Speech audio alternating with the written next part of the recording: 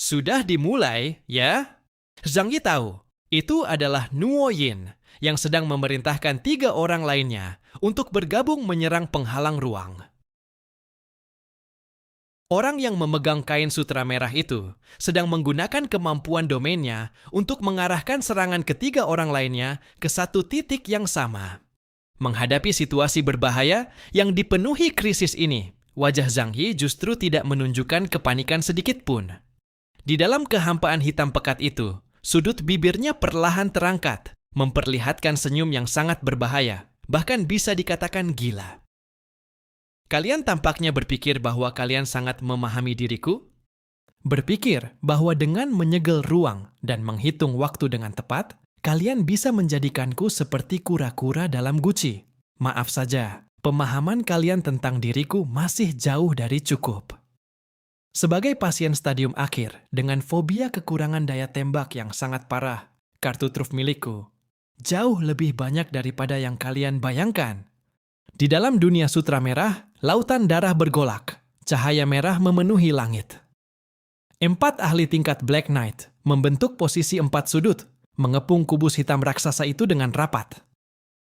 Ekspresi mereka semua sangat tenang, bahkan dingin. Bagi para ahli yang telah mencapai tingkatan ini, mereka sejak lama telah meninggalkan raungan, dan teriakan tak berarti saat bertarung.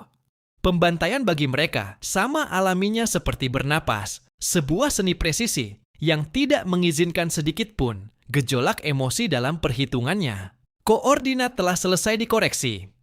Tirai merah di tangan Nuo Yin bergerak anggun seperti tongkat konduktor. Kain-kain sutra merah yang beterbangan di langit seolah berubah menjadi papan sirkuit presisi, menyelaraskan frekuensi energi keempat orang itu ke gelombang yang sama. Saluran pengaliran energi telah dibentuk. Semuanya kalian bisa mulai. Titan Karen mendengus dingin. Suaranya bergema seperti guntur yang menggelinding di dalam awan. 6 lengannya yang sebesar akar pohon kuno kembali mengerahkan kekuatan. Setiap ototnya menonjol seperti granit, dipenuhi kekuatan eksplosif. Kali ini, dia sama sekali tidak menahan diri. Busur pembantai dewa di tangannya mengeluarkan jeritan melengking yang menyedihkan. Rune-rune kuno yang sebelumnya redup di tubuh busur, kini menyala seluruhnya, memancarkan cahaya merah darah. Samar-samar, bayangan ular raksasa purba sepanjang ribuan meter tampak muncul di kehampaan. Itu adalah dendam ular raksasa duniawi. Ia membuka mulut besarnya dan dengan rakus melahap seluruh energi di sekitarnya. Ini ditempa dari tulang belakang ular raksasa duniawi yang dibunuh leluhur ras kami pada masa awal kekacauan. Suara Karen dipenuhi kesombongan liar. Taringnya pernah menghancurkan banyak ahli kuat. Hari ini digunakan untuk menembus cangkang kura-kuramu. Itu lebih dari cukup. Boom! Panah pembantai Dewa Merah Darah melesat keluar dari busurnya. Panah ini tidak lagi mengejar kecepatan, melainkan mengejar daya tembus ekstrim dari konsep titik menembus bidang. Di tempat yang dilalui ujung panah, ruang bukan terkoyak, melainkan langsung dibor, menjadi lubang hitam spiral yang tak bisa disembuhkan. Itu adalah puncak mutlak hukum fisika murni, manifestasi tertinggi dari kekuatan yang mampu menghancurkan segala teknik. Pada saat yang sama, vampir Aivir menekan kedua tangannya ke depan, sementara cahaya merah aneh berkilat di matanya. Dewa Darah. Neraka teratai merah agung. Lautan darah yang semula bergolak ganas, tiba-tiba menjadi tenang secara aneh. Sesaat kemudian, di permukaan kubus hitam itu, bunga-bunga teratai merah darah yang sangat memikat bermekaran tanpa suara. Setiap kelopak teratai setajam pisau bedah paling tajam, sementara akarnya menancap dalam kepenghalang ruang. Mereka menggunakan asam biologis berkekuatan tinggi dan kekuatan kutukan untuk mengikis serta melunakkan lapisan pertahanan Zhang Yi dengan gila-gilaan, seperti asam sulfat pekat yang dituangkan ke atas plastik, mengeluarkan asap putih dengan suara sssss. Dan serangan paling mematikan datang dari Spider Demon Guzan. Tubuh raksasanya sedikit bersandar ke belakang, ratusan mata iblis di perutnya. Secara bersamaan memusatkan fokus pada satu titik. Tatapan yang semula kacau kini mencapai kesatuan absolut pada saat itu. Ruang bukalah jalan untukku. Gelombang tak bersuara menyebar keluar. Ini bukan serangan fisik, juga bukan benturan energi, melainkan sebuah wahyu ilahi yang tak dapat dilawan. Dia menggunakan kekuatan hukum kausalitas untuk memaksa ruang itu sendiri menerima perintah terbelah. Pada akhirnya, kain sutra merah di tangan Nuoyin mendadak menegang. 4 kutub menjadi satu. 4 kekuatan penghancur dunia itu, di bawah kendali presisi Nuoyin, menyatu dengan sempurna. Daya tembus, panah pembantai dewa, korosi teratai darah, hukum mata iblis, ditambah pengarah dari sutra merah, berubah menjadi pilar cahaya kehancuran yang tak dapat dijelaskan dengan kata-kata, lalu menghantam keras tepat di pusat Dark Realm Beyond. Waktu seolah membeku pada saat itu, kemudian kerak. Suara retakan yang nyaring terdengar sangat menusuk di ruang tertutup sutra merah itu. Kubus hitam yang disebut sebagai pertahanan absolut dan mampu mengisolasi seluruh cahaya, akhirnya tidak mampu bertahan lagi. Seperti kaca temperet yang dihantam palu besi, retakan seperti jaring laba-laba langsung menyebar ke seluruh permukaannya dari titik benturan. Pecahan hitam mulai terkelupas, memperlihatkan kehampaan yang lebih dalam di bagian dalamnya. Disertai ledakan terakhir yang mengguncang langit, Dark Realm Beyond akhirnya hancur berkeping-keping. Pecahan ruang hitam beterbangan ke segala arah, seperti salju hitam yang berjatuhan, memperlihatkan pemandangan di dalamnya. Berhasil. Mata Karen memancarkan kegembiraan haus darah, sementara busur besar di tangannya masih bergetar. Begitu penghalang ruangnya hancur, dia akan menjadi sangat lemah, seperti kepiting yang kehilangan cangkangnya dan hanya bisa dibantai sesuka hati kita. Jangan lupa apa yang sudah kita katakan. Aku ingin menghabiskan seluruh darahnya. Darah pengguna kemampuan tingkat seperti ini pasti luar biasa lezat. Aivir menjilat bibirnya. Tubuhnya berubah menjadi bayangan darah dan melesat ke depan, tidak sabar untuk menikmati buah kemenangan. Ras vampire bisa menjadi lebih kuat dengan mengisap darah. Semakin kuat pemilik darah itu, semakin sempurna pula suplemen bagi mereka. Mereka tidak sabar untuk maju dan membunuh Zhang Yi. Namun, saat asap pertempuran menghilang dan pecahan ruang mulai tenang, ekspresi keempat orang itu membeku bersamaan, seperti adegan film yang ditekan tombol jedanya.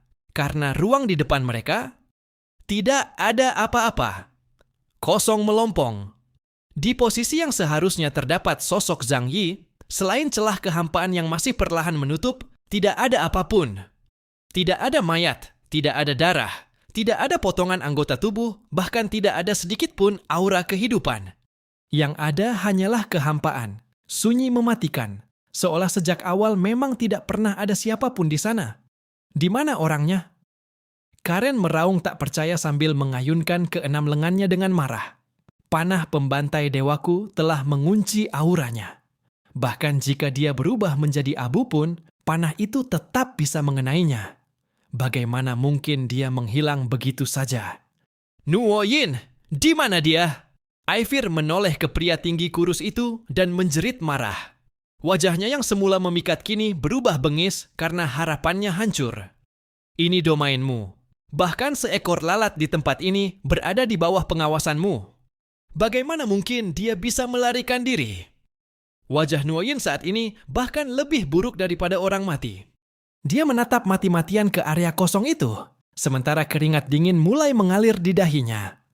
Kain sutra merah di tangan Nuoyin masih sedikit bergetar, tetapi dia sudah tidak bisa merasakan apapun lagi. Menghilang. Benar-benar menghilang. Gumam Nuoyin pelan, matanya dipenuhi keterkejutan dan kebingungan. Sebagai ahli elemen ruang, dia lebih memahami daripada siapapun tentang arti dari hal ini. Di dalam dunia kain sutra merah ini, semua titik simpul ruang sudah kusegel. Dia seperti dihapus dari daftar dimensi ini. Ini tidak mungkin. Pertarungan antar pengguna elemen ruang bergantung pada momentum. Siapa yang lebih dulu menguasai inisiatif dan memaksa lawan berada di bawah aturan ruang miliknya, dialah yang unggul. Dia berada di dalam wilayahku, ditekan oleh aturanku. Bagaimana mungkin dia bisa keluar tanpa suara? Kecuali dia memasuki dimensi yang lebih tinggi, yang bahkan tidak kupahami. Keempat kesatria hitam saling berpandangan. Rasa dingin yang tak terlukiskan langsung menjalar dari telapak kaki hingga ke ubun-ubun mereka. Ketidaktahuan adalah ketakutan terbesar. Jika Zhang Yi menerobos secara frontal atau menahan serangan lalu kabur dalam keadaan terluka, mereka masih tidak akan takut. Namun cara menghilang begitu saja seperti hantu ini benar-benar telah melampaui batas pemahaman mereka. Hati-hati! Berdiri saling membelakangi. Kalau orang itu belum pergi dari sini, berarti dia pasti sedang bersembunyi di suatu titik ruang yang tidak kita ketahui, menunggu untuk melancarkan penyergapan. Ratusan mata milik Guzan berputar liar sambil mengeluarkan raungan peringatan. Sebagai pengguna sistem aturan, instingnya adalah yang paling tajam. Dia merasakan krisis yang belum pernah terjadi sebelumnya sedang mendekat. Namun semuanya sudah terlambat. Tepat pada saat mereka masih diliputi keraguan dan keterkejutan. Tepat di atas tubuh raksasa Spider Demon Guzan dengan jarak kurang dari 1 meter. Kekosongan yang semula tenang tiba-tiba seperti selembar kertas tipis yang ditusuk perlahan oleh jari hingga tercipta sebuah lubang. Tidak ada gelombang ruang sebagai pertanda awal. Tidak ada tanda-tanda pengumpulan energi. Lubang itu muncul begitu mendadak, begitu alami. Lalu sesosok bayangan hitam melangkah keluar dari dalam lubang tersebut. Zhang Yi. Dia mengenakan armor pemusnah dewa. Sementara pedang iblis Shenlian di tangannya memancarkan cahaya dingin yang menyeramkan. Tatapannya sedingin es, seolah seorang hakim dari neraka. Dia bukan berpindah tempat seketika, juga bukan menghilang. Dia menggunakan aplikasi tingkat tinggi dari gerbang dimensi untuk menyembunyikan dirinya sementara di celah antara ruang nyata dan dimensi lain. Bersembunyi di dalam kehampaan. Sebuah teknik yang sangat sederhana, tetapi luar biasa efektif. Sudah lama Zhang Yi tidak menggunakan jurus ini. Sejak kebangkitan semua ras hingga hari ini, dia belum pernah bertemu lawan yang benar-benar mampu memaksanya ke jalan buntu. Karena itu, orang lain pun tidak tahu bahwa Zhang Yi masih memiliki teknik sederhana tanpa hiasan seperti ini. Namun kemampuan tidak harus selalu memiliki daya serang yang kuat ataupun aturan yang mencolok. Pada momen yang tepat, kemampuan kecil yang tidak menonjol justru seringkali mampu menciptakan keajaiban. Di dalam celah itu, dia bukan bagian dari dunia nyata, juga bukan bagian dari dimensi lain. Dia adalah hantu yang tidak eksis. Karena itu, wilayah milik Noyin tidak bisa merasakannya. Panah Karen tidak bisa menguncinya, dan lautan darah Hafir tidak bisa mengikisnya. Satu-satunya risiko dari teknik ini adalah munculnya perbedaan waktu dengan dunia nyata, yang menyebabkan kesadaran dan tubuh terasa terpisah. Namun Zhang Yi sudah lama terbiasa dengan sensasi itu. Batas maksimalnya adalah bertahan di dalam celah ruang selama 30 menit. Aku menangkapmu, laba-laba besar. Tubuh Zhang Yi tergantung terbalik di atas kepala Guzan, seperti seekor elang pemburu yang mengunci mangsanya di bawah dengan tatapan mematikan. Pada saat ini, Guzan masih sibuk mencari ke sekeliling dan sama sekali tidak menyadari bahwa Dewa Kematian sudah menunggangi lehernya. Di mata kiri Zhang Yi, pendulum kuno berwarna perak muncul. Jarum menit yang melambangkannya bergerak satu langkah dengan suara klik. Pada detik itu, seolah seluruh jam di alam semesta berhenti berdetak. Teknik dewa. Sekejap langit biru. Bes! Dunia seketika kehilangan seluruh warnanya, berubah menjadi hitam dan putih yang ekstrim. Lautan darah yang bergolak membeku di udara. Setiap tetes darah yang terciprat terlihat begitu jelas. Kain sutra merah milik Noyin membeku seperti patung, mempertahankan lipatan yang tertiup angin. Ekspresi marah Karen membeku di wajahnya. Bahkan ufula yang bergetar di dalam mulutnya yang terbuka lebar pun terlihat jelas. Waktu berhenti tepat pada saat itu. Di dunia beku yang hanya bisa digerakkan oleh Zhang Yi ini, dia melesat turun seperti kilat hitam. Targetnya sangat jelas, bukan jantung Guzan dan bukan pula kepalanya. Karena makhluk super kuno seperti ini, terutama yang memiliki tubuh raksasa, biasanya mempunyai vitalitas yang sangat kuat, bahkan memiliki beberapa inti kehidupan. Seketika langit biru hanya memiliki satu kesempatan. Setelah digunakan, dalam waktu singkat tidak mungkin digunakan untuk kedua kalinya. Zhang Yi juga tidak akan mengambil risiko. Karena itu targetnya adalah mata milik Spider Demon Guzan. Ratusan mata iblis yang memancarkan aura menjijikan dan mampu menembakkan sinar aturan itu. Shua-shua, pedang iblis di tangan Zhang Yi berubah menjadi ribuan bayangan. Dalam kondisi percepatan ekstrim, dia seperti seorang ahli bedah yang sangat presisi, sekaligus penjagal gila.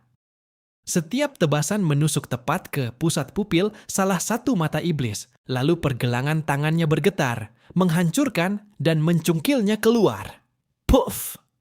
Meski tidak ada suara dalam waktu yang berhenti, Zhang Yi tetap bisa merasakan sensasi meledaknya bola mata saat bilah pedangnya menembus masuk. 100 tebasan, 200 tebasan, 300 tebasan. Dalam sepersekian detik, Zhang Yi telah mengayunkan ribuan tebasan. Dia seperti badai hitam yang menyapu tubuh raksasa Guzan. Ratusan mata majemuk kebanggaan Guzan dibutakan seluruhnya dalam satu momen itu. Darah nanah hijau meledak keluar, mewarnai tubuh hitamnya menjadi hijau gelap pekat. Setelah menyelesaikan semuanya, tubuh Zhang Yi bergerak sekilas. Memanfaatkan sisa waktu, sekejap langit biru, dia langsung mundur sejauh 1000 meter. Waktu kembali mengalir. Bom! Seiring waktu kembali bergerak, seluruh kerusakan yang menumpuk di tubuh Guzan meledak dalam sekejap. Warna kembali ke dunia, lalu disusul oleh jeritan mengerikan yang seolah mampu merobek jiwa. Suara itu begitu keras hingga bahkan menghancurkan dinding ruang di sekitarnya. Tubuh raksasa Guzan kejang hebat. Ratusan semburan darah memancar bersamaan dari tubuhnya, seperti kantong air yang bocor tertusuk. Nanah darah hijau memenuhi langit dan mewarnai lautan darah di bawahnya. Mataku, mataku. Guzan menggulingkan tubuhnya dengan gila-gilaan. Tubuh raksasanya menghancurkan lapisan demi lapisan kain sutra merah. Rasa sakit membuatnya kehilangan akal sehat. Apa yang terjadi? Karen, Afir, dan Noyin semuanya tercengang. Mata mereka membelalak seperti melihat hantu. Apa yang sebenarnya terjadi barusan? Mereka hanya merasa pandangan mereka kabur sesaat. Bahkan bayangan sisa pun tidak terlihat. Lalu Guzan tiba-tiba menjadi buta. Waktu! Dia baru saja menghentikan waktu! Noin adalah orang pertama yang bereaksi. Wajahnya seketika pucat pasi, bahkan suaranya gemetar. Kemampuan bajingan ini masih sama menjijikannya seperti dulu. Karen dan Aifir justru tampak menghela napas lega. Mereka sudah siap untuk berkorban, jadi tentu saja tahu tentang jurus pembunuh elemen waktu milik Zhang Yi. Hanya saja, setelah digunakan pada Guzan, kemampuan itu tidak bisa lagi dipakai terhadap mereka. Itu adalah kabar baik.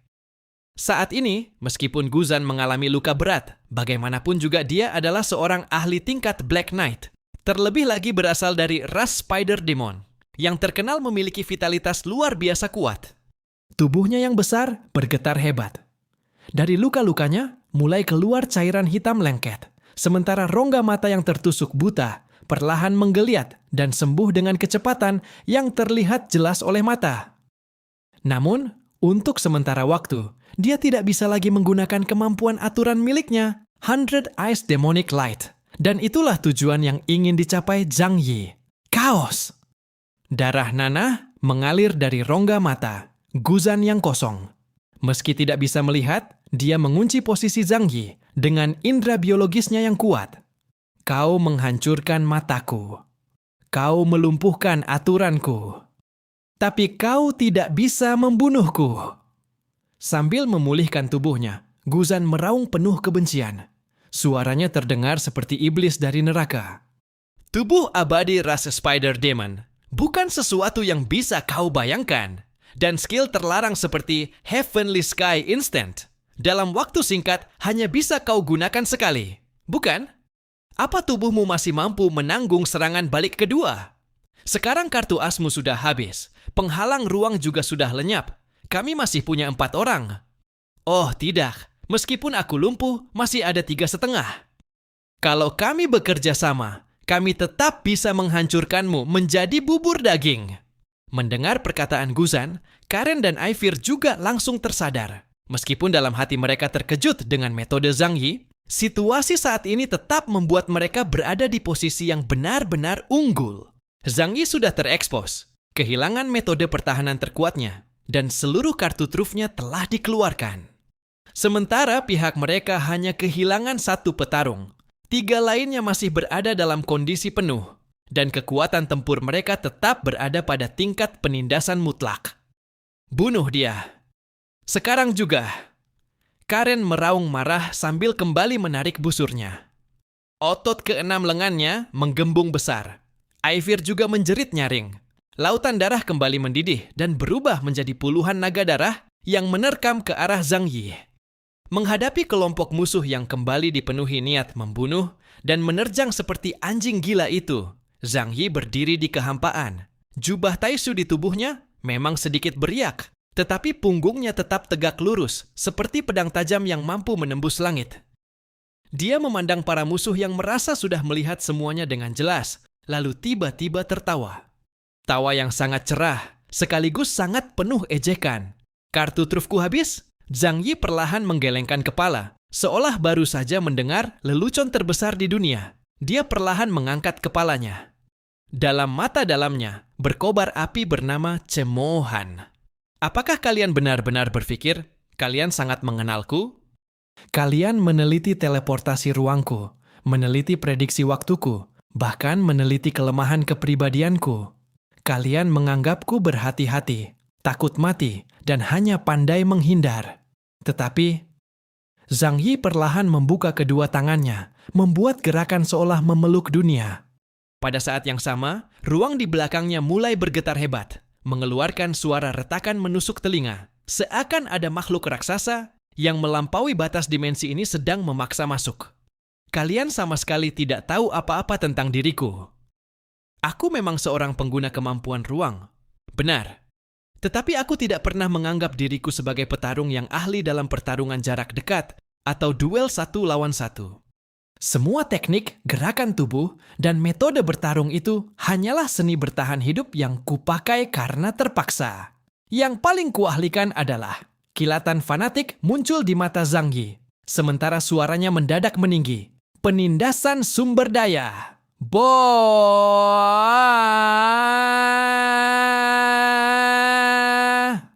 Bersamaan dengan jatuhnya kata-kata Zhang Yi, celah ruang di belakangnya tiba-tiba terkoyak lebar dan berubah menjadi beberapa gerbang dimensi raksasa berdiameter lebih dari 1000 meter.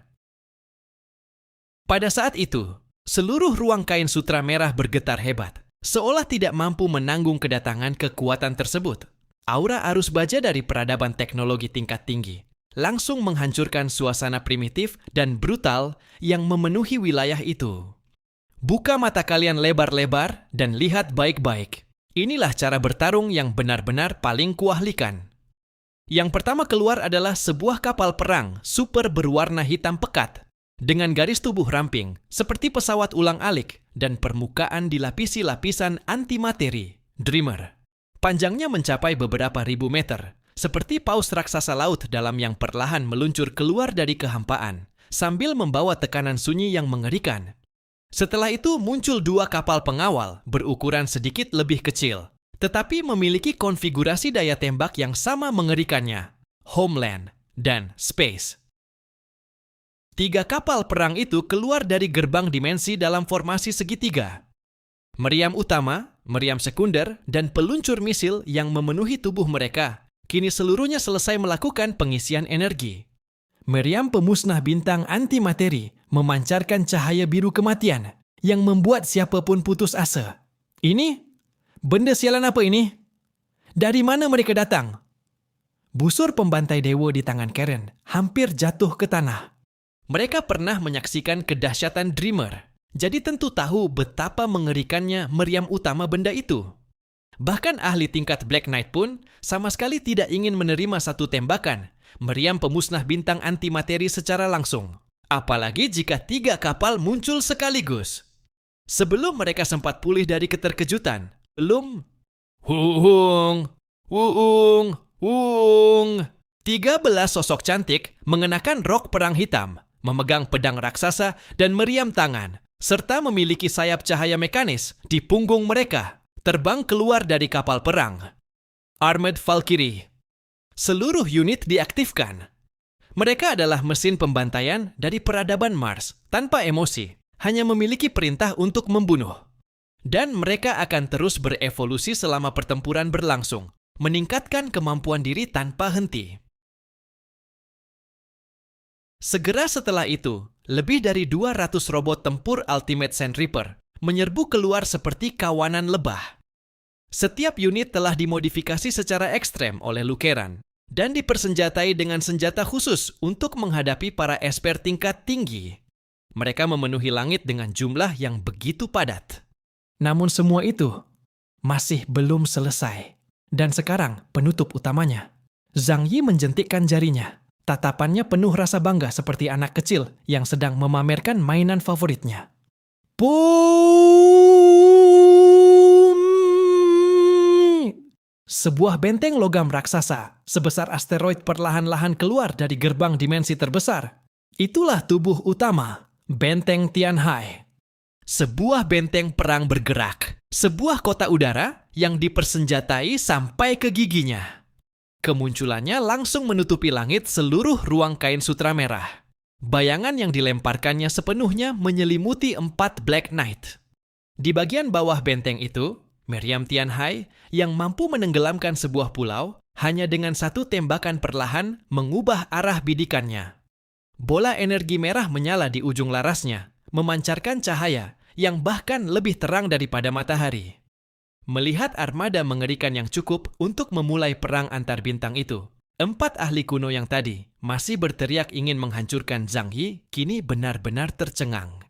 Mereka bagaikan manusia primitif yang memegang kapak batu dan tombak panjang, lalu tiba-tiba harus menghadapi satu armada kapal induk bersenjata lengkap. Keputusasaan semacam itu adalah penghancuran dari dimensi yang berbeda, sebuah serangan penurunan dimensi dari tingkat peradaban yang lebih tinggi. Zhang Yi berpindah seketika ke puncak benteng Tianhai, lalu menatap ke bawah dengan posisi tinggi, memandang 4 sosok kecil di bawah sana. Ujung mantel tempurnya berkibar keras diterpa angin liar, sementara suaranya disebarkan ke seluruh ruang melalui pengeras suara. Mungkin karena selama beberapa tahun terakhir ini, aku selalu dipaksa bertarung 1 lawan 1 antar esper, sehingga kalian memiliki kesalahpahaman tentang diriku. Kalian mengira aku hanyalah seorang esper yang sedikit lebih kuat. Tapi maaf, Zhang Yi mengangkat tangannya dengan ringan. Di belakangnya, tak terhitung moncong meriam langsung mengunci target secara bersamaan. Inilah gaya bertarungku yang paling kuat dan juga kartu as utamaku. Cakupan daya tembak adalah keadilan. Karena rasa waspada ekstrem di dalam hatinya, rasa tidak aman yang tertanam jauh hingga ke tulang sumsum, Zhang Yi selalu menyisakan jalan cadangan untuk dirinya sendiri. Saat ia tidak tahu apakah tahun depan masih bisa menemukan cukup persediaan untuk bertahan hidup, ia pasti akan menimbun persediaan setidaknya untuk 5 hingga 10 tahun lebih awal. Begitu pula dalam pertempuran, ia tidak akan pernah hanya menyiapkan 1 bilah pisau. Ketika musuh mengira mereka telah menghancurkan pisaunya dan bisa menang, ia justru akan mengeluarkan 1 gudang persenjataan sebagai serangan balasan. Sekarang giliranku. Di dalam dunia sutra merah ini, dimensi aneh yang dipenuhi darah dan aturan terdistorsi. Udara seakan langsung membeku menjadi bongkahan timah padat, begitu berat hingga membuat orang sulit bernapas. Saat beberapa gerbang dimensi raksasa berdiameter lebih dari 1000 meter terbuka dengan gemuruh di belakang Zhang Yi, arus baja yang mewakili dimensi lain dan puncak teknologi peradaban lain pun turun dengan tekanan yang mencekik. Bahkan bisa dikatakan, mereka datang membawa kekejaman dan kesombongan khas peradaban industri, Benteng Tianhai. Dengan landasan logam raksasanya menutupi langit merah aneh di atas ruang ini. Benteng itu tidak melayang diam, melainkan perlahan berputar di tengah dengungan frekuensi rendah. Setiap putaran membuat generator gravitasi di bagian bawahnya mengganggu riak ruang di sekelilingnya. Bayangan yang dijatuhkannya terasa seperti pegunungan purba yang nyata. menekan berat dan tak terbendung ke hati setiap orang. Itu adalah tekanan yang bahkan mampu menghancurkan jiwa. 3 kapal perang super, Nedan, Dreamer, One Prapo Prave, Homeland, dan Space, melayang mengelilingi benteng dalam formasi segitiga. Lapisan penyerap cahaya hitam pekat di permukaan kapal menelan seluruh cahaya merah di sekitarnya. Hanya deretan meriam utama di sisi kapal yang sedang mengisi daya memancarkan cahaya biru dingin yang samar.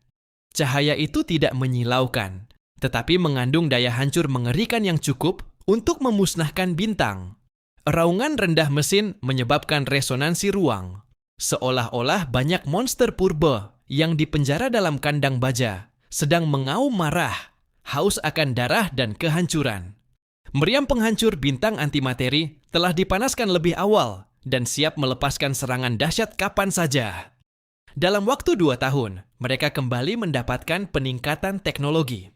Kecepatan pengisian daya meriam penghancur bintang antimateri menjadi lebih cepat, sementara kekuatannya juga jauh lebih mengerikan. Begini saja, bahkan Zhang Yi sendiri pun tidak ingin menerima satu serangan langsung dari mereka. Di bawah kapal perang, 13 gadis tempur bersenjata membuka sayap cahaya mekanis di punggung mereka secara tiba-tiba. Sayap itu terbentuk dari aliran partikel energi tinggi, dan setiap kibasannya mampu membelah udara. Pedang cahaya antimateri di tangan mereka memancarkan cahaya hitam sepanjang puluhan meter. Kemanapun ujung pedang diarahkan, kehampaan bahkan mengeluarkan suara desisan terbakar. Zzz. Mereka tanpa ekspresi. Wajah biomimetik sempurna itu tidak menunjukkan sedikit pun emosi. Tatapan mereka sedingin es abadi, layaknya 13 dewi pembantaian dari masa depan, ditambah lagi dengan penjarah pasir. Robot tempur pamungkas berjumlah lebih dari 200 unit yang berterbangan di langit seperti kawanan lebah padat. Mata elektronik merah mereka saling terhubung di udara, membentuk jaring kematian raksasa. Situasi seluruh medan perang berubah total hanya dalam sekejap.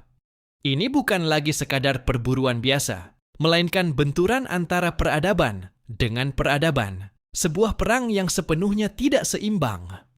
Jadi ini kartu Asmu. Karen dari ras Dewa Titan perlahan menurunkan busur pembantai dewa di tangannya. Busur itu masih sedikit bergetar setelah sebelumnya ditarik penuh, mengeluarkan gema dengung yang berat. Di mata Karen yang terbakar api jiwa putih, keterkejutan awal perlahan menghilang, digantikan oleh keseriusan yang jauh lebih dalam, serta sedikit semangat bertarung milik ahli kuno yang tersembunyi jauh di tulangnya. Memang sangat megah. Suara Karen terdengar seperti 2 lempeng logam raksasa berkarat yang bergesekan keras, tajam sekaligus berat, bergema di kehampaan. Bagi peradaban spesies berumur pendek yang baru saja melangkah ke ambang antar bintang, dengan usia kurang dari 1.000.000 tahun, mampu membangun armada sebesar ini memang layak dipuji. Kemampuan manufaktur industri seperti ini, bahkan pada masa kejayaan ras Titan kami, sudah bisa dianggap berada di tingkat menengah atas. Namun, nada bicaranya berubah. Otot di keenam lengannya langsung menegang, sementara satu jarinya menunjuk ke Zhang Yi di atas. Suaranya dipenuhi kesombongan dan prasangka seorang penguasa kuno. Kaos, apakah kau salah memahami sesuatu? Atau mungkin beberapa tahun keberuntungan itu membuatmu lupa akan hakikat kekuatan? Kami adalah Black Knight. Eksistensi yang tingkat kehidupannya telah mengalami lompatan. Tubuhnya telah berevolusi dan mulai menyentuh aturan dasar alam semesta. Rongsokan besi seperti ini, meski jumlahnya sebanyak apapun, tetap hanyalah benda mati tanpa jiwa. Apakah kecepatan reaksi mereka bisa mengikuti pikiran kami? Apakah perisai energi mereka mampu menahan serangan hukum kausalitas? Apakah lapisan baja paduan mereka mampu menahan penghancuran sistem aturan? Menggunakan jumlah untuk menutupi perbedaan kualitas adalah pemikiran kekanak-kanakan milik kaum lemah. Hanya tampak hebat di luar, padahal kosong di dalam. Eiffel dari ras vampir juga mengeluarkan tawa dingin yang tajam. Tubuhnya yang sebelumnya berubah menjadi lautan darah, kembali memadat menjadi wujud manusia di udara. Jubah merah darahnya berkibar liar di tengah badai energi, seolah diwarnai oleh darah tak terhitung makhluk hidup. Senjata teknologi, benda seperti itu mungkin masih bisa digunakan untuk menindas level uskup kecil atau membantai pasukan manusia biasa yang tidak memiliki kekuatan supranatural. Ivil mengangkat jari tangannya yang panjang dan pucat. Kuku merah darah di ujung jarinya tampak memesona seperti batu rubi. Ia menggores udara ke arah kapal perang di kejauhan, seolah sedang mengejek kelambanan raksasa-raksasa baja itu. Darahku mampu mengikis segala sesuatu, bahkan energi itu sendiri. Baik paduan logam khusus maupun perisai fase apapun. Di hadapan kutukan Dewa Darah, milikku, semuanya akan hancur seperti biskuit rapuh. Kau mengeluarkan begitu banyak rongsokan besi ini hanya untuk memberiku tambahan mainan bongkar pasang yang membosankan? Mereka tidak takut pada senjata teknologi. Sebesar apapun kekuatan meriam energi, jika tidak bisa mengenai target, maka semuanya tidak akan berarti. Sebagai eksistensi tingkat Black Knight, bagaimana mungkin mereka bisa terkena serangan dengan begitu mudah?